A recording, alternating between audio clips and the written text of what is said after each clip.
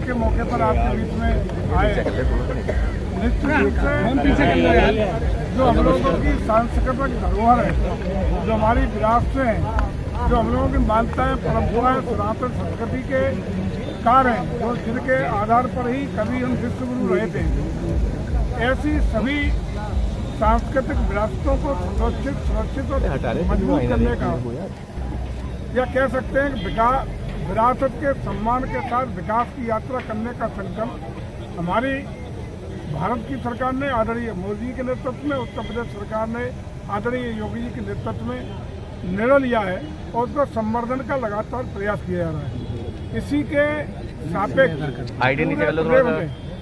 हम लोगों ने अपने पर्यटन और संस्कृति विभाग के अंतर्गत सभी जिलों में जिलाधिकारी की अध्यक्षता में जिला पर्यटन और संस्कृति परिषदों का गठन किया है और ये सुनिश्चित करने का प्रयास किया है कि सभी 75 जिलों में प्रतिवर्ष एक आयोजन सांस्कृतिक धरोहर को संवर्धित करने के उद्देश्य से महोत्सव के रूप में, नुमाइश के रूप में, किसी भी रूप में हो, उसके लिए हम लोग प्रत्येक जिले को पर्यटन और संस्कृति विभाग से फंडिंग करने का भी काम कर रहे हैं।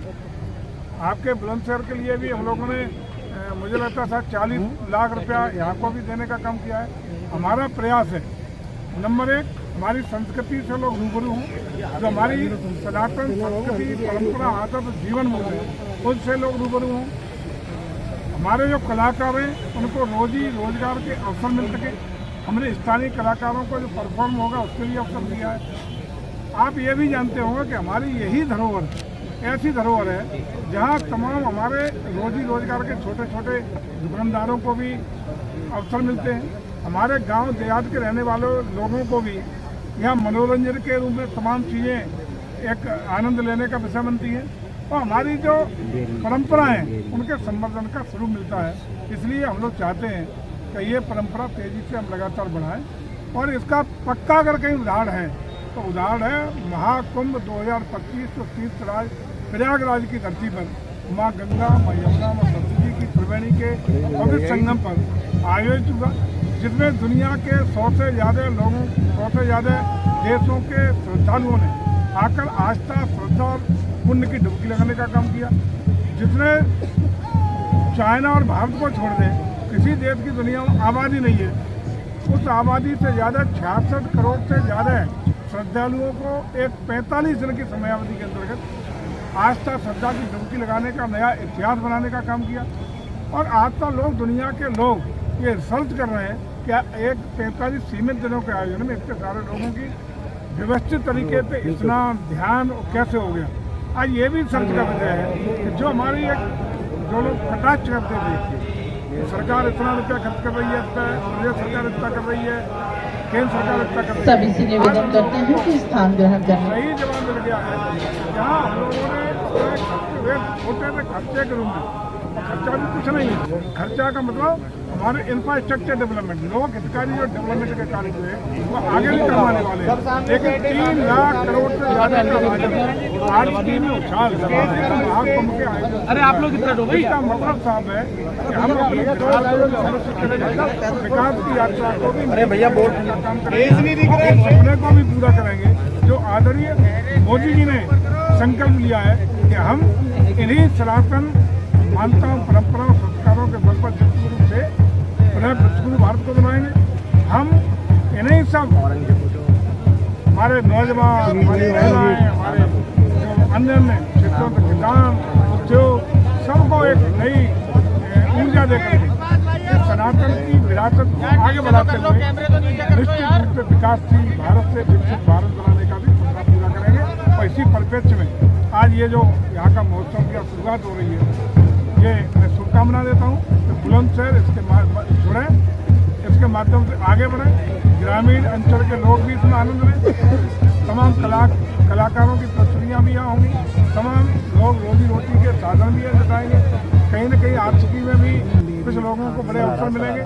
आर्थिकी का अगर उदाहरण दें तो कुंभ की एक आर्थिकी तो माननीय मुख्यमंत्री जी बार बार सदन में भी कहते हैं। कई ऐसे उदाहरण हैं कि लोगों ने 2 व्हीलर के द्वारा भी लाखों रुपए 45 दिन पैदा किए, नावों के द्वारा करोड़ों रुपए पैदा किए। तमाम इकोनॉमी में, उत्तर प्रदेश की इकोनॉमी में, खासकर प्रयागराज और आसपास के क्षेत्रों के इकोनॉमी पे बहुत बड़ी ग्रोथ। मैं आप सभी का ऐतिहासिक बुलंदशहर नुमाइश के 143वें संस्करण में स्वागत कर रही हूँ, अभिनंदन कर रही हूँ। ये हमारे शहर की समृद्ध विरासत जीवन अतिथिगण सभी दीप प्रज्वलन के साथ शुभारंभ करेंगे। मंत्री जी और भव्य नुमाइश का बुलंदशहर महोत्सव का। और साथ ही ये भी कहा है कि अगर मुझको इसके लिए कुर्सी भी देनी पड़ी तो मैं तैयार हूँ। विपक्ष जो कह रहा है, देखिए एक चीज कि अपने गुलशन को नए धुन से सजाया जाए, रोशनी पहुंच जाए इसी जमाने भर में। आज ये जमीन हमारी एक और परंपरा अतिथि देवो भव। इसका निर्वहन करने के लिए मैं जिलाधिकारी आस्थाओं को बदलाओ, समाज को के बदलाओ, धर्मांतर पुष्प कराया, गुच्छ भेंट जो करके विलेन की भूमिका में है, उन्हें नायक के रूप आप में हिंदुस्तान का माननीय मंत्री जी का अभिनंदन करें, स्वागत ऐसे करें। आक्रांताओं के खिलाफ निश्चित रूप से एक माहौल जोरदार तालियों के द्वारा आप अपनी भावनाएं, अपना उल्लास मंच तक पहुंचा सकते हैं। मैं कार्यकारिणी उपाध्यक्ष ठाकुर सुनील सिंह जी से भी निवेदन करूंगी कि आप माननीय मंत्री जी को पुष्प गुच्छ हम सबकी ओर से भेंट करें। कुचला है, ऐसे लोगों को नायक नहीं मान सकते हैं। ऐसे लोगों को आक्रांताओं को निश्चित रूप से देश में या उनके अनुयायियों को किसी भी कीमत पर देश की जनता माफ नहीं करेगी। औरंगजेब को लेकर के जगह जगह बवाल हो रहे हैं, नागपुर में भी। किसी का नाम लेने की जरूरत नहीं है। जो भी आक्रांता है, जिन्होंने हमारे देश पर आक्रमण करके लंबे समय तक शासन किया, जिन्होंने हमारी सभ्यता को, हमारी संस्कृति को, हमारे पुरातन को, हमारे मंदिरों को, हमारे समाज को कुचलने का काम किया हो, ऐसे लोगों को किसी भी कीमत पर हमारा राज नायक की भूमिका में स्वीकार नहीं करेगा। खबर तोड़वानी थी। देखिए कोई भी, चाहे छुड़वाने की बात हो, बनवाने की बात हो, आपने अयोध्या में देखा, माननीय उच्चतम न्यायालय के निर्णय के बाद ही राम जन्मभूमि मंदिर का निर्माण हुआ है। संविधान पे देश चल रहा है, लोकतांत्रिक व्यवस्थाओं से, संविधानों के माध्यम से, संविधान के अंतर्गत, संविधान की छाया में हिंदुस्तान चल रहा है, वो आगे भी चलेगा। कल गाजियाबाद में विधायक द्वारा जो भी मैं कह रहा हूँ, चाहे कहीं की कोई घटना